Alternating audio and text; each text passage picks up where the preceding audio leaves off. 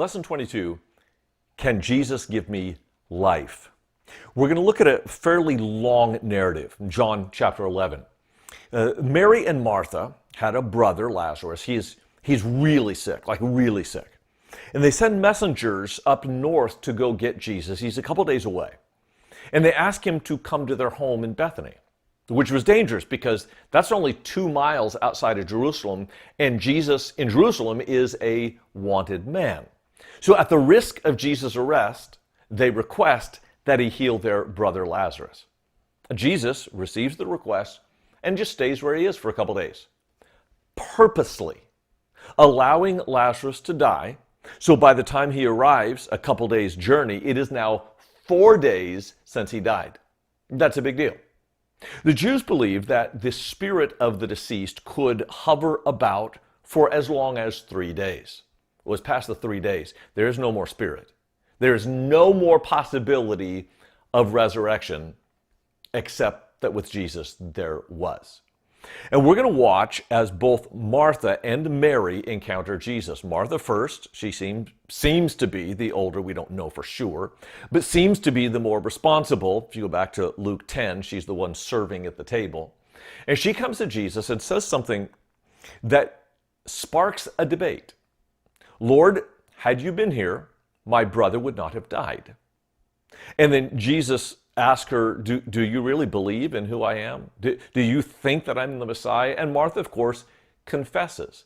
Verses 24 through 26 are this kind of discussion with Martha about her belief. And she finally summarizes it by saying, I know that he will rise again in the resurrection on the last day. And Jesus said to her, I am the resurrection and the life. Whoever believes in me, though he die, yet shall he live. And everyone who lives and believes in me shall never die. Do you believe this? And of course, Martha says she does, and we all go, no, she believes her own version of it. But she doesn't believe Jesus' version or Jesus' reality. Isn't that just like us? We say we believe, but we believe what we believe.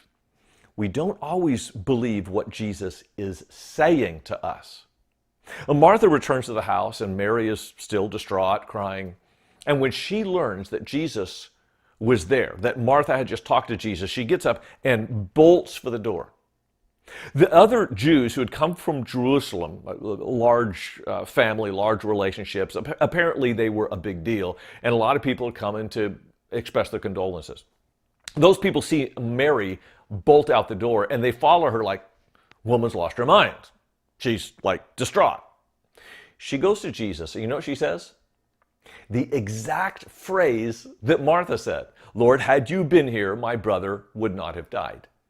I can only imagine that phrase had been bandied about for dozens of times over the last 4 days. What is fascinating to me is that Mary's statement and Martha's statement get two totally different responses. With Martha, it elicited a theological debate. With Mary, it's emotion. That when Jesus sees her weeping, he sees her tears, he sees the other people concerned for her, he's caught up in the moment.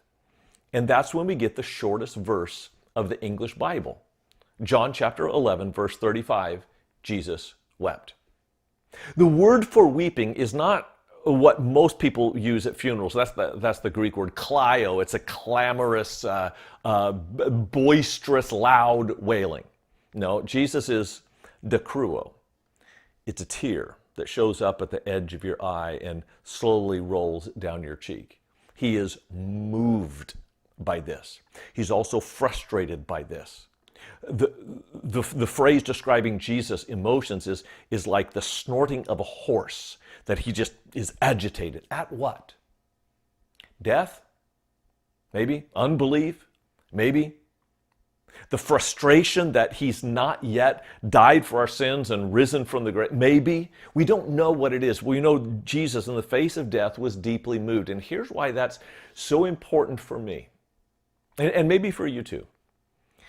Jesus is going to meet you where you are. With the faith that you have, with the emotions that you have, with questions that you have, he will meet you where you are. He is Lord of all our emotions, of all our life experiences, of all our hopes and dreams. And this, as we have discussed before, is not a miracle, it is a sign, pointing ultimately to the resurrection of Jesus, which points ultimately to our resurrection on the last day. No matter how dark your days are, there's always this glimmer of hope in the resurrection at the end of time. So I want to ask you a question that Jesus asked Martha. Do you believe this?